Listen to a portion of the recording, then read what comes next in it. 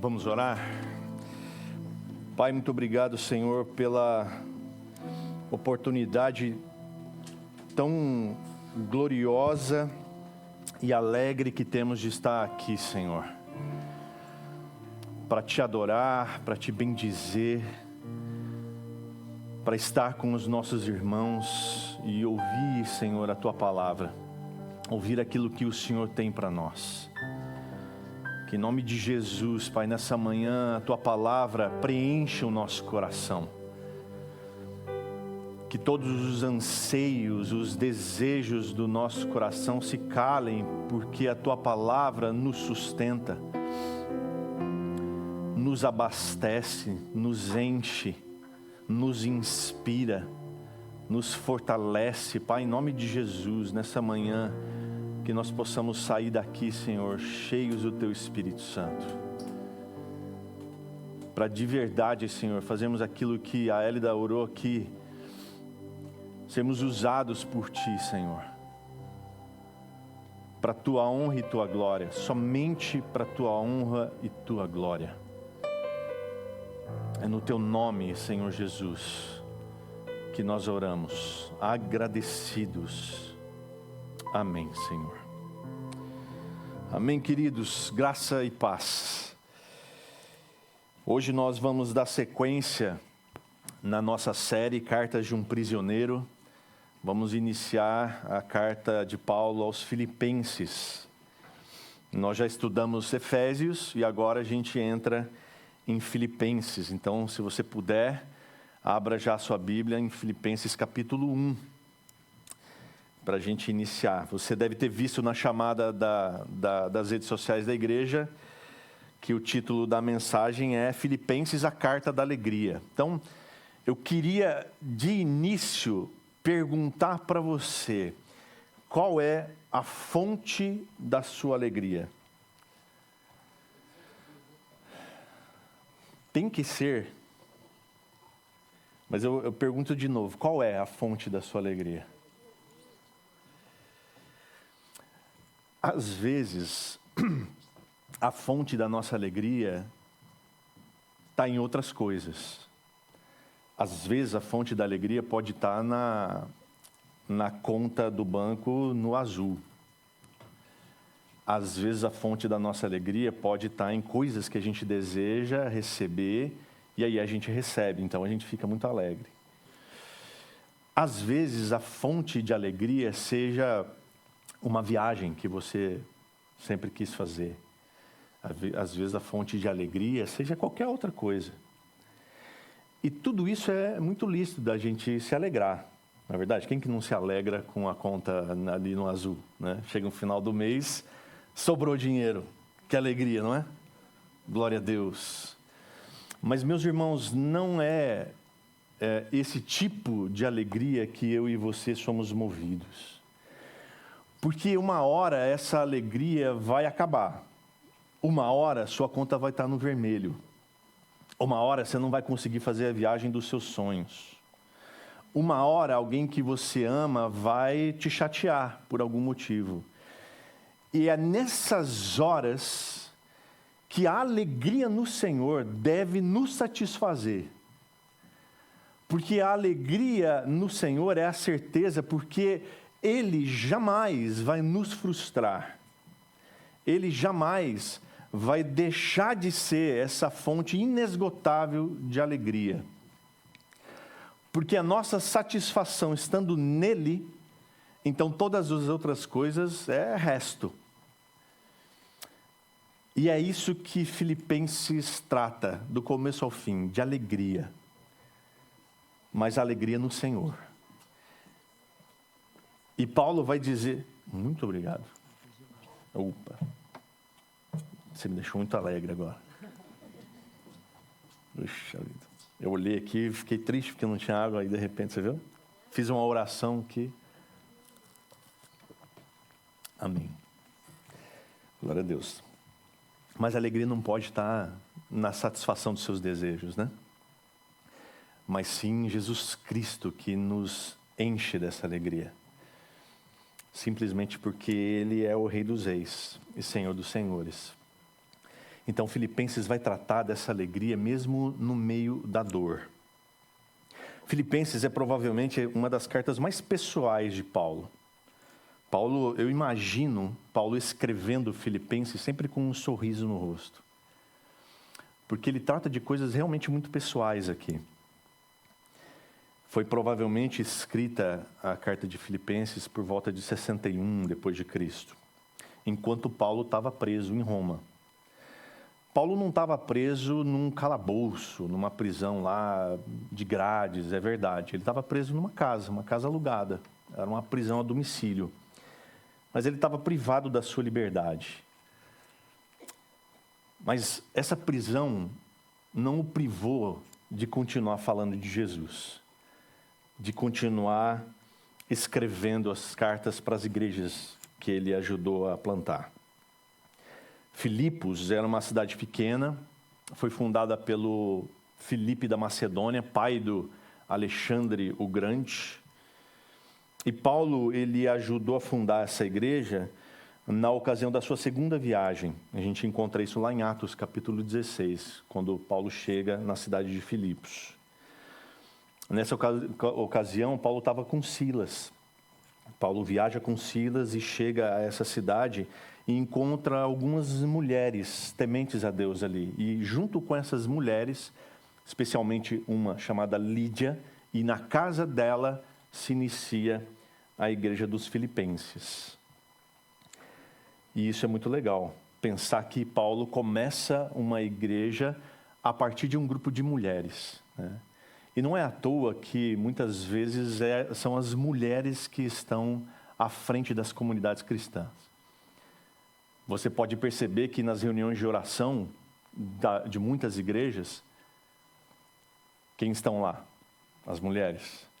Graças a Deus que nesta igreja aqui os homens participam. Graças a Deus. Louvado seja Deus por isso. Mas as mulheres, via de regra, estão à frente dos trabalhos das igrejas cristãs. Elas é que estão na ação social, elas que encabeçam muitos ministérios de missões, reunião de oração nem se fala. Diferentemente do tom exortativo que Paulo usa, por exemplo, na carta para os Coríntios, do tom eloquente, teológico para a carta dos Romanos, dos conselhos práticos que ele usou, e a gente pode ver isso na carta aos Efésios, das pastorais, do tom mais pastoral, né?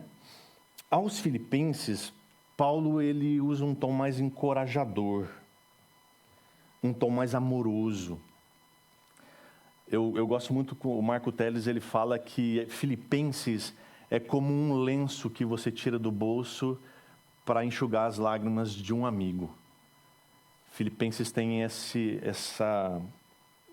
tom mais doce, mais amável. E a igreja de Filipos estava com medo, porque o seu grande líder estava preso.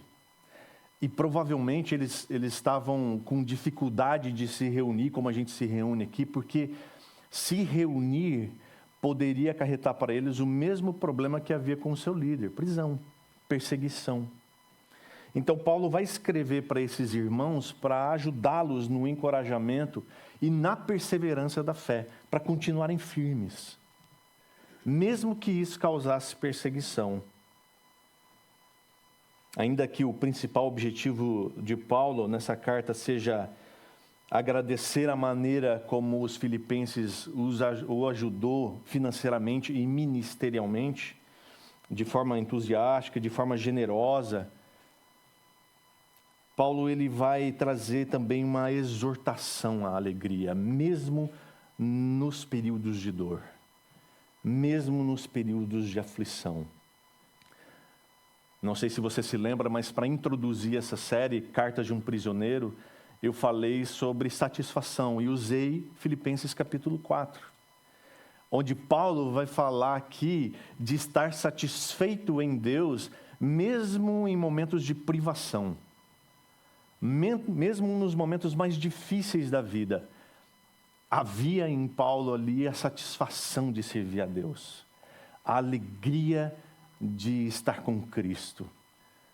E esse é o tom da carta de Filipenses. E esse vai ser o tom nas próximas mensagens aqui, se Deus assim nos permitir. Então, por causa do teor de Filipenses, ela é conhecida, então, como a carta da alegria. O que é estranho, pensando que ela foi escrita da prisão. Mesmo essa prisão não sendo um calabouço, né, como a gente imagina que fosse a prisão naquela época. Mas Paulo, de fato, tem um carinho especial por essa igreja. E ele chega a dizer, lá em Filipenses 4, versículo 1, o seguinte, ele diz assim: meus amados irmãos, de quem tenho muita saudade, vocês que são a minha alegria e coroa. Olha o carinho que Paulo tinha pelos irmãos de Filipos. Então hoje a gente vai ver essa parte introdutória da carta, capítulo 1, do verso 1 a 11, que começa assim. Queria que você lesse comigo versículos 1 e 2. Paulo e Timóteo, servos de Cristo Jesus, a todos os santos em Cristo Jesus, inclusive bispos e diáconos que vivem em Filipos, que a graça e a paz de Deus, nosso Pai, e do Senhor Jesus Cristo esteja com vocês. Então, aqui Paulo fala de Timóteo, seu companheiro, que provavelmente o ajudou para que essa carta fosse escrita e chegasse à mão dos filipenses, e que provavelmente estava com Paulo e Silas quando da plantação dessa igreja. E ele diz aqui que eles são servos, ou seja, escravos de Cristo Jesus. Que expressa aqui a humildade que Paulo tem de dizer da posição dele no reino de Deus. É servo de Jesus Cristo. Ou seja, aquele que está sujeito a Jesus, a tudo que Jesus manda. Ele, como escravo de Jesus, obedece. Se Paulo, que foi o grande apóstolo de Jesus Cristo, que fez com que essas cartas chegassem até nós hoje e que nos edificasse tanto, se colocava na posição de servo de Jesus Cristo, quanto mais eu e você, não devemos assim pensar também, de que a nossa posição é de servos de Jesus. Portanto, Ele, sendo Senhor e Mestre, nos ordena e a gente obedece. Ele endereça essa carta aos santos, ou seja, aos crentes, aos cristãos daquela cidade. Ele também fala dos bispos e diáconos, o que mostra aqui que essa igreja já era bem estruturada. E ele diz que a graça e a paz de Deus, nosso Pai, e do Senhor Jesus Cristo estejam com vocês. Essa é a maneira com que normalmente Paulo saúda os irmãos nos inícios das cartas. Ele saúda com a graça e com a paz de Deus e do Senhor Jesus Cristo, dando sempre a entender a igualdade e tendo Jesus como Deus. E aí, a partir de agora, a partir do verso 3 em diante, a gente vai ver alguns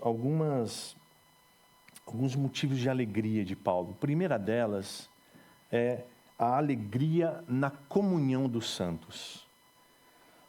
Paulo tinha muita alegria quando os irmãos estavam em comunhão. Então leia comigo, por favor, verso 3 e 5. Nós vamos deixar o 6 para depois e o 7 e 8. Diz assim: dou graças ao meu Deus por tudo que lembro de vocês, fazendo sempre com alegria súplicas por todos vocês em todas as minhas orações. Dou graças pela maneira como vocês têm participado na proclamação do Evangelho, desde o primeiro dia até agora. O verso 6, que é muito conhecido, a gente vai deixar para depois, a gente pula para o 7 agora.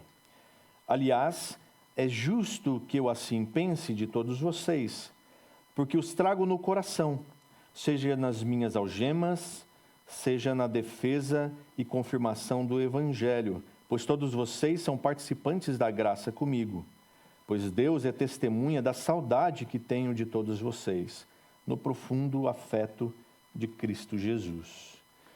Então, essa alegria na comunhão dos santos, ou seja, dos irmãos, ela pode ser caracterizada pela presença na memória e no coração, como ele destaca aqui. Então, a verdadeira comunhão cristã, ela está presente na memória do crente. Ela está presente na nossa memória. Ele começa dizendo assim: dou graças ao meu Deus por tudo que lembro de vocês. Então, certamente Paulo podia glorificar e ser grato a Deus pelas recordações que ele tinha dos seus irmãos. E é interessante que enquanto eu escrevia esse sermão, me vinha à memória alguns irmãos que passaram pela minha vida. E um deles, especialmente, já fazia muito tempo que eu não falava com ele. E eu resolvi mandar uma mensagem para ele dizendo: meu irmão, acabei de ler isso daqui e lembrei de você. Foi uma experiência muito legal, muito boa, de voltar a falar com esse irmão e saber que ele ainda permanece firme na fé. Saber de que ele ainda caminha com Jesus Cristo. Isso trouxe ainda mais alegria. E eu entendi perfeitamente a alegria que Paulo escreve esses versos. Entendendo que os filipenses continuavam firmes ali. E de que aquela igreja continuava firme em Jesus Cristo. É claro que, infelizmente, a gente não pode dizer a mesma coisa de todo mundo. Algumas pessoas que passaram pela nossa vida não nos traz tanta alegria assim. Isso é fato. Mas como é bom lembrar daqueles que fizeram diferença na nossa vida. É ou não é? Como é bom lembrar daquele irmão, daquela irmã que um dia te deu um abraço numa situação difícil da sua vida. Quarta-feira aqui, no discipulado, a gente estava falando, a gente está estudando 1 Timóteo com os universitários que vêm aqui. Quarta-feira, 13h a gente está aqui. E aí a gente conversava sobre uma situação e uma das meninas contou um testemunho da vida dela. Um testemunho triste. E aí uma das meninas, ouvindo aquele testemunho, ela parou assim, ela falou assim: posso te dar um abraço? E no meio do estudo, assim, as duas se levantaram, se abraçaram, e eu ali fiquei olhando e falei assim: Deus, que precioso que é isso.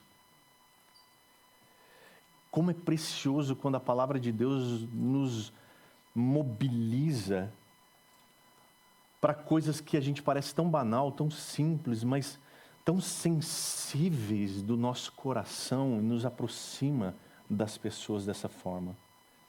Então Paulo está dizendo assim, que ele dá graças a Deus por tudo que ele lembra daqueles irmãos. Você consegue ter recordações de alguém que fez a diferença na sua vida? Você consegue se lembrar de pessoas que passaram pela sua vida e com um gesto, com uma atitude, com uma palavra, te deram um abraço fraternal? Isso é bom, não é? Aquece o nosso coração.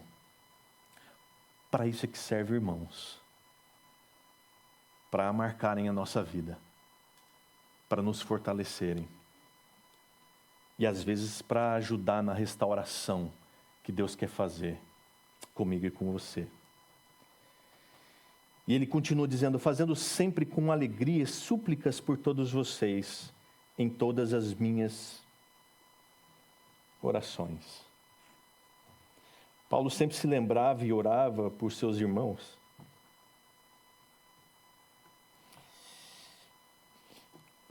E isso trazia alegria para ele. Orar por nossos irmãos deve ser sempre regado por alegria. Se lembrar de um irmão querido e orar por ele, deve gerar em nosso coração alegria. Porque são irmãos nossos. Ele fala sobre suplicar por eles, ou seja, levar os pedidos desses irmãos, porque você sabe o que eles necessitam.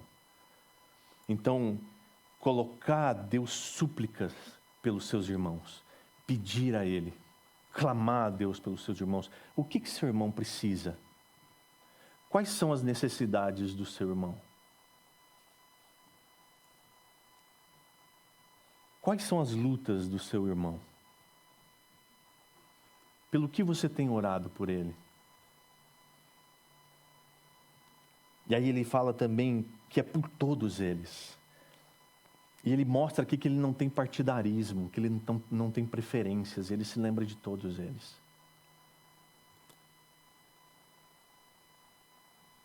Sem deixar essa coisa da preferência tomar conta do nosso coração. Os irmãos são todos importantes. É lógico que a gente às vezes tem afinidade mais com um do que com o outro. Mas quando a gente recorre a Deus, busca a Deus em oração, com súplicas, deve ser por todos eles. E ele diz que é em todas as orações. Ou seja, nós não podemos perder a oportunidade de orar pelos nossos irmãos. Em todo instante. Lembrou do irmão? Ore por ele. Ele continua, ele fala assim: dou graças pela maneira como vocês têm participado na proclamação do Evangelho desde o primeiro dia até agora. O principal motivo pelo qual Paulo se alegra com esses irmãos é pela participação deles na proclamação do Evangelho. Desde sempre, desde o início.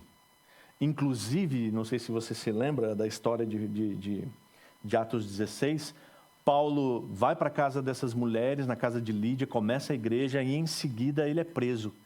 Ele é açoitado e jogado numa prisão. E o que acontece nessa prisão?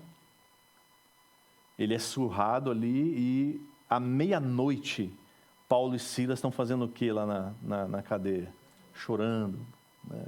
Lamentando, orando. Deus, como é que o Senhor permite isso? A gente estava tão firme aí na missão e o Senhor permitiu que a gente fosse preso aqui. Deus, olha isso. Olha o que estão fazendo conosco. Não, diz o texto que eles adoravam a Deus.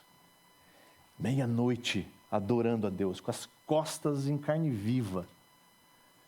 E aí o que acontece? A prisão vem abaixo. A prisão cai. E eles se veem livres, mas não fogem, porque se fugir vai complicar o carcereiro. O desfecho da história é que daqui a pouco eles vão estar na casa do carcereiro e toda a família dele é batizada. E a igreja de Filipos cresce. Isso é maravilhoso. Então, desde o início, essa igreja estava ali firme, ajudando na proclamação do Evangelho. A outra coisa é que verdadeira comunhão cristã é trazida no coração, nos versos 7 a 8 que a gente leu. Ele diz assim: porque os trago no coração, seja nas minhas algemas, seja na defesa e confirmação do Evangelho.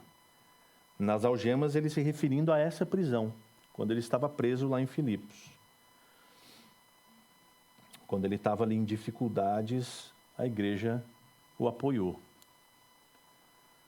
E na defesa e confirmação do Evangelho, porque os filipenses eles contribuíam imensamente com Paulo.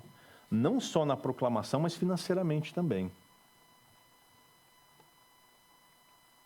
E ele diz: pois todos vocês são participantes da graça comigo.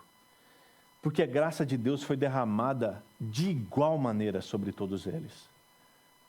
De igual maneira sobre Paulo e sobre cada um dos filipenses. Assim como a gente pode pensar do mesmo modo sobre os nossos irmãos. A mesma graça de Deus que me alcançou, alcançou você.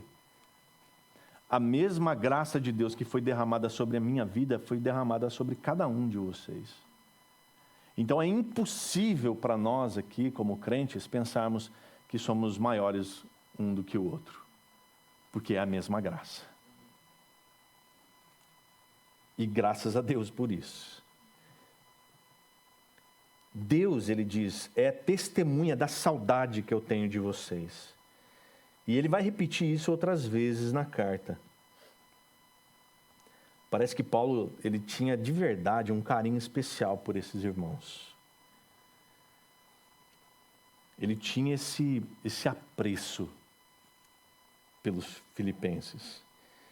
E como é bom lembrar dos irmãos, né? Que a gente traz no coração, que moram, como diz aquela música, né? Amigo é coisa para se guardar debaixo de 7 chaves, é isso? Eu não lembro mais. Eu sou muito jovem para lembrar dessas músicas. Entendeu? Eu não estava lá quando essa música foi feita. Mas é alguma coisa assim. Amigo é coisa para se guardar no coração. E ele diz que é no profundo afeto de Cristo Jesus. Outras versões vai dizer que é entranhável afeição. Esse é o tipo de sentimento que a gente deve ter uns pelos outros. Um profundo afeto, uma afeição entranhável que vem das nossas entranhas, ou seja, do coração. Especialmente por quem participa conosco, tanto das lutas, quanto da obra de Deus, isso por consequência das nossas alegrias. Então, aqueles que participam conosco das lutas e das alegrias, para esses, há que haver um sentimento entranhável, que vem do coração de verdade. Por isso que Paulo fala que esse sentimento, essa alegria, ele traz na memória e no coração. Agora, a segunda alegria, que está no verso 6, que é a alegria na confiança no plano de Deus. Então, leia comigo, por favor, o verso 6, onde ele diz assim: estou certo de que aquele que começou boa obra em vocês há de completá-la até o dia de Cristo Jesus. Paulo, com toda certeza, ele tinha essa alegria porque ele confiava que Deus tinha um plano. E esse plano não poderia ser frustrado. Esse plano se completaria. Ele diz, eu estou certo. E é interessante essa certeza, nessa convicção de Paulo. Eu estou certo disso. Ter certeza é ter fé. Hebreus capítulo 11, verso 1, na definição sobre o que é fé, ele diz, ora, a fé é a certeza de coisas que se esperam. A convicção de fatos que não se veem. Então, ter fé é você ter a certeza daquilo que você espera. Paulo esperava que um dia a boa obra iniciada iria ser completada. Ele tinha convicção disso. Mesmo que ele não tivesse um vislumbre disso. Se eu e você somos crentes em Jesus Cristo, nós temos certeza de que um dia estaremos com Ele. Isso é fé. Porque nós temos a certeza e a convicção. Certeza do que se espera e convicção do que a gente não vê. Mas Paulo estava certo do quê? De que aquele que começou boa obra em vocês há de completá-la. Então Deus não deixa nada incompleto, e Paulo sabia disso. Absolutamente nada incompleto. É interessante às vezes o nosso pensamento de que Deus está nos direcionando para algo, e aí esse algo fica inacabado, e você fala, não, Deus está me movendo para outra direção. Mas e aquilo? Não é incoerente isso? A menos que você deixe alguém para completar aquilo que você iniciou fazendo, que você diz que foi direção de Deus, é muito incoerente. Porque Deus não deixa nada incompleto.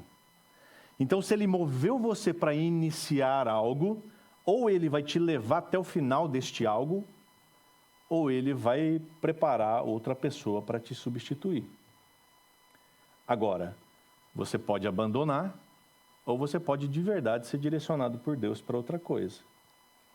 Mas se você abandonar algo que Deus te instituiu para fazer, pode ter certeza, Ele te coloca outro no lugar. Pode ter certeza, porque Ele não deixa nada incompleto. Absolutamente nada. Isso nos traz a alegria de saber que aquilo que Deus já começou a fazer em você e em mim, vai ser completado. Isso traz a alegria de saber que aquilo que Deus começou naquela pessoa que a gente ama, vai ser completado. E isso deve trazer uma alegria imensa em nosso coração. Saber que Deus vai completar a boa obra que Ele iniciou. Glória a Deus por isso. Louvado seja o Senhor. E vai completar quando? Nem que seja no dia de Cristo Jesus. Nem que seja no último dia, no grande dia do Senhor. Nesse dia, com toda certeza, o processo de redenção de Deus vai se completar na vida de todos aqueles que Ele escolheu. Amém? Graças a Deus por isso. Terceiro motivo de alegria de Paulo. Leia comigo, por favor, nos versos 9 a 10, onde ele vai falar que ele tem alegria no crescimento espiritual dos seus irmãos. Versos 9 a 10. Ó, estou sem um relógio lá de novo, hein, gente? Vocês me ajudam aí. Verso 9 e 10 diz assim: E também faço esta oração, que o amor de vocês aumente mais e mais em conhecimento e toda a percepção, para que vocês aprovem as coisas excelentes e sejam sinceros e inculpáveis para o dia de Cristo. Alegria no crescimento espiritual. Paulo faz aqui então uma oração pelos seus irmãos, pedindo para que haja neles o crescimento espiritual, que é manifestado em amor, conhecimento, discernimento e santidade. Ele diz que o amor de vocês aumente mais e mais em conhecimento. À medida que eu e você conhecemos mais da palavra de Deus, o amor de Deus pelos irmãos e pelo próprio Deus, pelos irmãos e por servir ao mundo, vai aumentando mais e mais. Então, à medida que eu e você estamos expostos à palavra de Deus, esse amor por Deus amplia. O amor pelos irmãos também amplia. E o desejo de servir a Deus para que o mundo seja alcançado é gerado em nós. Ele fala também em toda percepção ou discernimento. Ou seja, a capacidade de não apenas pelos sentidos, mas também pelo nosso intelecto, de ter a percepção moral das coisas, dos assuntos éticos, dos assuntos espirituais também. Deus vai nos afinando a sintonia para que a gente tenha essa percepção, esse discernimento aumentado. Também vem pela exposição à palavra. Não tem outra forma. Para quê? Para que vocês aprovem as coisas excelentes e sejam sinceros e inculpáveis. Paulo orava para que eles, e também, obviamente, nós, alcancemos a capacidade de diferenciar o que é certo e o que é errado.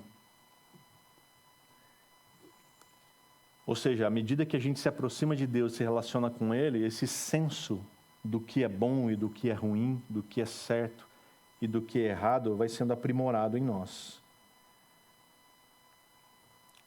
A fim da gente se conservar como cristãos que têm valores. Não só os valores cristãos, mas também os valores morais. Olha só o que diz Hebreus capítulo 5, verso 14. Diz assim: Mas o alimento sólido, ou seja, a palavra de Deus, é para os adultos, para aqueles que pela prática, olha só, tem suas faculdades exercitadas para discernir não somente o bem, mas também o mal. Veja, então não é só para o nosso intelecto. Então, tudo aquilo que nós temos como instrução na Bíblia precisa ser praticado. Então, quando isso é entendido e posto em prática, Deus vai nos ajudando a exercitar as nossas faculdades para discernir o que é bom e o que é ruim. Para poder entender o que é bom e o que é mal na nossa vida.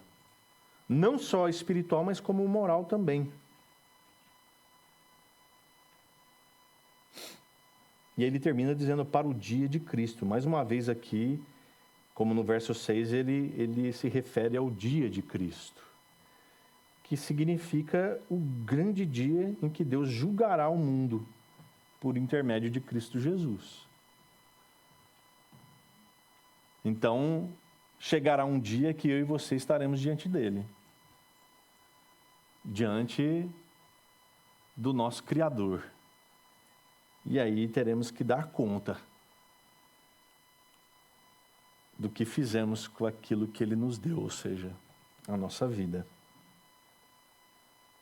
Por último, Paulo fala da alegria em glorificar a Deus, no verso 11. Se você puder ler comigo. O verso 11 diz assim: cheios do fruto de justiça que vem por meio de Jesus Cristo, para a glória e louvor de Deus. Essa deve ser a nossa maior motivação e alegria. Glorificar a Deus. Se há algo que motiva o seu coração, deveria ser o de glorificar a Deus. Se há algo que gera alegria em seu coração, deveria ser o de glorificar a Deus. Ele diz que nós devemos estar cheios do fruto de justiça. O fruto de justiça inclui todas as virtudes de caráter que são produzidas pela ação do Espírito em nossas vidas. É o fruto do Espírito que o próprio Paulo fala em Gálatas 5, 22 e 23. Quando ele diz assim: mas o fruto do Espírito é amor, alegria, paz, longanimidade, benignidade, bondade, fidelidade, mansidão, domínio próprio. Mas estas coisas nós não podemos produzir por nós mesmos. Eu não posso, pela minha boa conduta, produzir amor, alegria, paz, longanimidade, essas coisas todas. Isso é ação de Deus, porque ele diz aqui, que vem por meio de Jesus Cristo. E é só através de um relacionamento profundo com Jesus que nós permitiremos que o Espírito guie a nossa vida, conforme Paulo também fala em Gálatas. Que existe uma militância, uma briga ali, entre a nossa carne e o Espírito. Se a gente permite que a carne governe a nossa vida, as consequências são trágicas, e ele diz lá quais são. São terríveis. Mas se a gente permite que o Espírito Santo guie a nossa vida, o fruto é produzido em nós. E esse fruto tem virtudes. E essas virtudes são essas. Então, se você vê amor sendo manifestado no seu irmão, alegria, paz, longanimidade, benignidade, bondade, fidelidade, mansidão, domínio próprio, não é porque ele é bom, mas porque o Senhor tem produzido o fruto do Espírito nele. E João 15 vai dizer que o fruto só é produzido porque você permanece em Jesus. Jesus vai dizer, permaneço em mim, eu permaneço em você e assim você produz fruto. E se você produzir fruto, o Pai, que é o agricultor, vai te podar para que você produza ainda mais. E tudo isso por quê? Ele termina, para a glória e louvor de Deus. Quando esse fruto de justiça é produzido em nós, não é para que a gente fique bem na fita. não é para que as pessoas olhem para a gente e falem assim, nossa, que pessoa legal. Meu Deus, que pessoa mais top das galáxias. Não, é para que Deus seja glorificado. É para glória e louvor de Deus que o fruto do Espírito é produzido em nós. No mesmo João capítulo 15, verso 8, Jesus diz assim, nisto é glorificado meu Pai, que vocês deem muito fruto, e assim mostrarão que são os meus discípulos. Amém? Então, meus irmãos, a alegria cristã não depende das circunstâncias externas da nossa vida. Mas essa alegria, ela está firmemente ancorada na nossa comunhão com os irmãos, na confiança de que Deus tem um plano e Ele vai completar. Está ancorada no nosso crescimento espiritual, porque em Filipenses, Paulo vai dizer que eu e você, por sermos discípulos de Jesus, precisamos crescer. A maturidade precisa ser a nossa marca. Ele vai dizer em Filipenses que não tem espaço para quem já tem uma caminhada com Jesus agir como um menino. Então precisa crescer. E também no desejo de glorificar a Deus. Esse é o desejo que precisa brotar no nosso coração. Vamos orar? Pai, nós te agradecemos, Deus, pela Tua palavra. Pedimos, Deus, em nome de Jesus, que a Sua palavra encontre lugar no nosso coração. De modo que essas verdades que nós ouvimos aqui, Pai, possam nos impulsionar a ter uma vida reta, uma vida íntegra, amando o Senhor, buscando te obedecer, Senhor, amando os nossos irmãos, buscando ter comunhão com eles e servindo ao mundo. Assim como, graças a Ti, essa igreja tem servido ao mundo, tem estado ali na UEL, falando do Seu amor, proclamando o Evangelho. E nós te pedimos, Deus, em nome de Jesus, a Tua capacitação. Para a honra e glória do Senhor é que nós oramos. Amém, Senhor. Amém.